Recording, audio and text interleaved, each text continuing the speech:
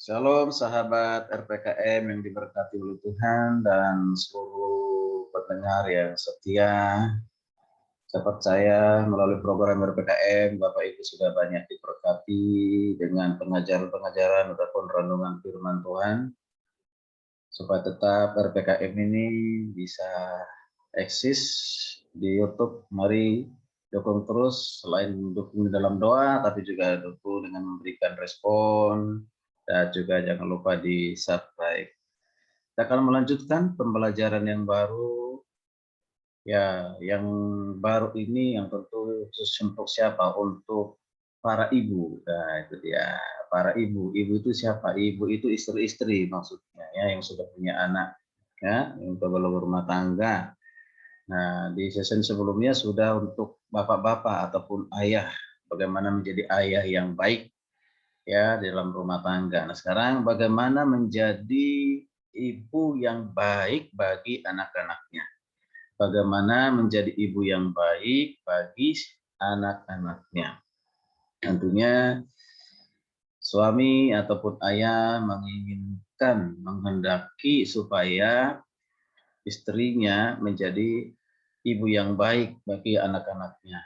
Itu juga adalah kehendak Tuhan. Jadi lebih lagi itu kehendak Tuhan. Jadi ibu selain istri bagi suaminya, tetapi juga harus menjadi ibu yang baik bagi anak-anaknya. Ya, bagi anak-anaknya. Jadi wanita Kristen harus berfungsi sebagai ibu rumah tangga, ya, yang menata, mengatur rumahnya, sehingga menjadi tempat yang menyenangkan bagi suaminya dan juga bagi anak-anaknya. Jadi harus diingat bahwa ibu rumah tangga bukan kepala keluarga. Bukan. Oleh karena itu, seorang ibu rumah tangga yang baik harus tetap tunduk kepada ya suaminya, ya kepala keluarga. Sebagai kepala keluarga adalah suami yang tetap harus tunduk. Tadi segala hal yang penting tetap harus dirundingkan bersama agar tidak menghilangkan ya damai sejahtera. Jadi tidak boleh istri ataupun ibu dalam rumah tangga bertindak sendiri, segala sesuatu harus dikompromikan atau dirundingkan.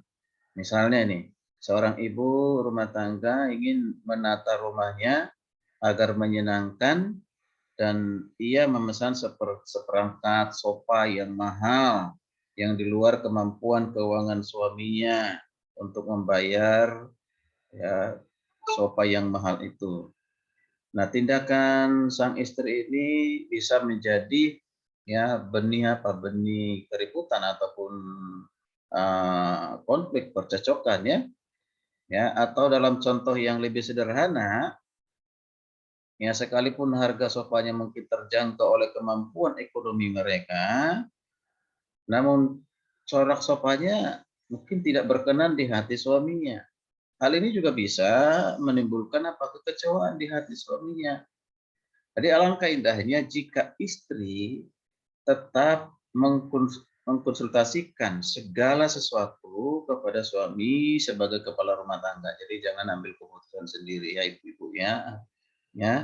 Nah, selain suaminya merasa tetap dihargai karena tetap kita perhatikan karena istri selalu konsultasi itu merasa suami merasa dihargai, dihormati.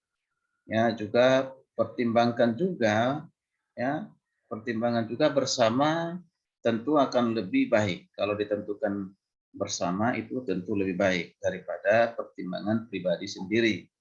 Ya, baik dari keuangan maupun dari segi selera maupun juga ini itu sejenis seni ya. Ya, karena seni ini segala sesuatu itu melihatnya indah gitu ya, baik, nah, pandangan mata ya. Oke, baik. Nah, para ibu yang dikasih Tuhan, nah pada intinya sebenarnya tugas wanita atau seorang istri bagi ibu rumah tangganya itu adalah apa saudara kasih Tuhan. Nah ini banyak hal yang kita akan pelajari yang menjadi berkat bagi kita, terutama bagi kaum ibu. dan suami juga perlu mendengar, bahkan calon-calon yang mau menikah juga perlu mendengar supaya bisa mempersiapkan diri, ya. Nah, apa tugas inti dari ibu rumah tangga bagi anak-anaknya? Ini akan disampaikan secara berseri, ya, ikuti terus. Nah, ini di sesi yang pertama ini kita melihat yang pertama, tugas inti dari seorang ibu rumah tangga, jadi menjadi ibu yang baik bagi anak-anaknya. Yang pertama adalah mengatur seluruh aktivitas di rumah. Mengatur seluruh aktivitas di rumah. Nah, nanti baca di Amsal 31 ayat 10 sampai 31. Jadi gambaran ini, ya, gambaran ini bisa kita baca, silakan baca di Amsal 31 10 31. Ini menggambarkan dengan jelas bagaimana seorang istri yang cakep mengatur kehidupan dan kelancaran aktivitas dalam rumah tangga. Kita akan baca secara per ayat, ya, tidak secara keseluruhan.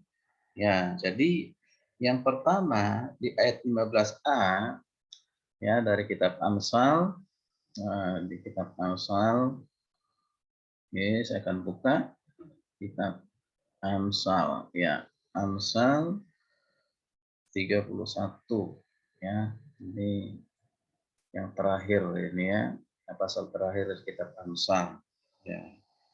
Ayat 15 katakan begini, ia bangun kalau masih malam. Siapa ini ia? Ini nih istri ini, ya, atau ibu dalam rumah tangga. Lalu menyediakan makanan untuk seisi rumahnya dan membagi-bagikan tugas kepada pelayan-pelayan perempuan. Nah, kita perhatikan di sini, jadi di ayat 15a ini, kalau kita sudah baca, kita simak, dikatakan menyediakan makanan bagi seisi rumahnya. Jadi jangan sampai disalah tafsirkan, ya. Kadang-kadang disalah tafsirkan berarti istri harus mencari, ya, makanan bagi keluarganya. Tidak, ya. Tapi di sini kan menyediakan berarti yang sudah ada, ya, disediakan. Ya, nah ini. Jadi suami perhatikan ini. Nah, suaminya berangkat bekerja tentunya dengan, ya, perut kenyang, artinya sudah sarapan pagi. Nah, itu diperhatikan oleh istri. Demikian pula dengan anak-anaknya yang akan berangkat ke sekolah, sudah bangun terlebih dahulu, ya, menyediakan, ya, sarapan atau makanan bagi anggota keluarganya. Bahkan juga menyediakan barangkali anak sekolah bawa makanan disediakan. Nah, Nah, istri yang baik itu harus memperhatikan hal yang demikian, menyediakan makanan untuk siapa anggota keluarganya, entah itu untuk kepada suaminya, anak-anaknya, menyediakan di pagi hari, ya, setelah bangun pagi, ya. Ini yang pertama, sangat jelas itu Alkitab katakan demikian, ya, menyediakan makanan bagi seisi rumahnya. Itu yang pertama. Lalu yang kedua, di ayat 15, masih di ayat 15 dikatakan, ya, dan membagi-bagikan tugas kepada pelayan-pelayannya perempuan. Nah, itu dia. Jadi yang kedua yaitu apa? Membagi-bagi tugas kepada para pelayan atau pembantunya. Ya, di ayat 15b, ya. Nah, jadi di sini para pembantunya tidak bingung, ya, dalam untuk bekerja, ya, karena harus dibagi tugas siapa yang bekerja di rumah itu, entah siapapun dia, entah itu mungkin saudara atau ada orang yang kita tampung untuk menolongnya, ya. Jadi masing-masing kita harus sebagai ibu harus apa? Harus membagi tugas dengan baik supaya dia tahu apa pekerjaannya, bagaimana mengerjakannya. Ya, jadi tahu apa yang harus mereka kerjakan. Sekali lagi, dan bagaimana mengerjakannya dengan baik. Nah, karena itu ibu rumah tangga sudah mengaturnya dengan baik, ya, harus mengaturnya dengan baik. Nah, bila mana tidak ada yang bantu dalam rumah tangga, berarti semua tugas dibagikan kepada semua anggota rumah tangga dengan baik, ya, itu dibagikan dengan bijak, ya, baik untuk anak-anak, ya. Atau jika istrinya hanya tinggal berdua dengan suami, maka bisa membagi waktunya agar semua tugas-tugas rumah tangga dapat diselesaikan dengan baik. Jadi itu berarti suami dan istri. Ya, kalau tinggal berdua mungkin anak-anak sudah menikah, sudah meninggalkan ya, orang tua, membentuk keluarga sendiri. Nah itu berarti suami istri ini yang berbagi tugas. Ya. Itu yang kedua. Lalu yang ketiga, kita perhatikan bersama-sama di ayat 21 dan 22. Saya baca. Masih di Amsal 31, ayat 21 dan 22 berkata demikian. Ia tidak takut kepada salju untuk seisi rumahnya. Ia tidak takut kepada salju untuk seisi rumahnya, karena seluruh isi rumahnya, ya rumahnya berpakaian rangkap. Ia membuat bagi dirinya permadani, lenan halus, dan kain ungu pakaiannya. Nah, kita perhatikan di sini, di ayat 21, 22 ini kalau disingkat, yaitu apa? Kalau disederhanakan ya, memperhatikan pakaian seisi rumahnya. Wow, ini tugas seorang ibu ya. Memperhatikan pakaian seisi rumahnya. Nah, seluruh anggota keluarganya berpakaian rapi dan bersih. Suaminya tidak kebingungan ketika hendak berangkat kerja karena kemejanya belum disetrika misalnya. Atau karena kaos kakinya masih basah atau bau. Ya. Anak-anaknya tidak harus mencari pakaian seragam, ditumpukan pakaian kotor. Mengapa? Karena istrinya yang baik, istri yang baik dari suami ini sudah menyediakan pakaian yang bersih buat anak-anaknya. Ini selalu harus dilakukan, ya, harus diperhatikan, harus menyiapkan sebelum waktunya untuk dipakai itu sudah tersedia. Ya, jadi ini kebutuhan, jadi sudah tersedia. Ini dikelola, diatur oleh seorang istri, mengatur kepada orang-orang yang bantu di rumah kalau belum bisa untuk kerjakan sendiri atau bisa dikerjakan sendiri. Nah, ini yang ketiga, yaitu memperhatikan pakaian seisi rumah. Lalu kita perhatikan lagi yang selanjutnya, yang keempat, ya, yang keempat adalah aktivitas di rumah. Ini baru aktivitas di rumah ya, aktivitas yang di rumah yang keempat dari seorang ibu, yaitu ayat 27a. Ayat 27a, saya baca ayat 27a, berkata demikian, coba kita perhatikan ya. Ia mengawasi segala perbuatan rumah tangganya, makanan kemalasan tidak dimakannya. Perhatikan, ia mengawasi segala perbuatan rumah tangganya. Ayat 27a. Ya. Nah, kalau kita perhatikan dari ini, segala sesuatu akan berjalan dengan baik. Mengapa? Karena tidak bersikap masa bodoh terhadap anggota keluarganya, atau hanya mempercayakan semua tanggung jawab dan pekerjaan ini atau pekerjaan dalam rumah tangga kepada pembantu atau mungkin itu baby sister atau pengasuh bayi yang punya bayi. Ya. Dikatakan istri memperhatikan, ibu memperhatikan bagaimana masing-masing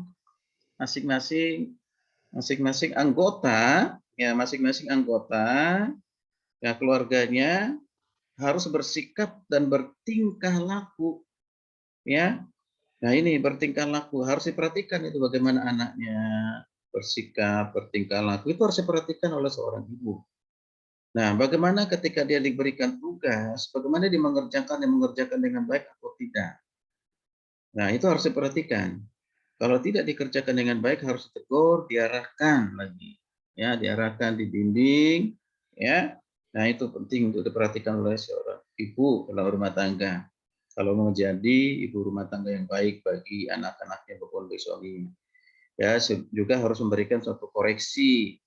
Ya, masing-masing anak ya dikoreksi jika ada kesalahan supaya anak-anak bisa tahu bahwa itu kesalahan lalu berusaha untuk memperbaikinya. Nah, inilah tugas dan tanggung jawab ataupun aktivitas seorang ibu rumah tangga di dalam keluarganya. Ya, itu tadi sudah sangat jelas ya. Yang pertama, menyediakan makanan bagi sisi rumahnya. Yang kedua, membagi-bagi tugas kepada para pelayan ataupun jika ada pembantu dalam rumah tangga. Yang ketiga, memperhatikan pakaian seisi rumahnya. Dan yang keempat, mengawasi segala perbuatan yang terjadi di rumah tangganya. Puji nama Tuhan, kiranya pengajaran ini boleh menjadi berkat bagi kita semua, terlebih kepada para ibu ya, ibu-ibu yang ada di mengikuti RPKM ini. Jadi sudah jelas bagaimana menjadi ibu rumah tangga yang baik bagi anak-anaknya. Nah, seorang ibu harus memperhatikan, melakukan aktivitas yang ada di rumah tangga. Puji nama Tuhan. Shalom, Tuhan Yesus memberkati kita sekalian.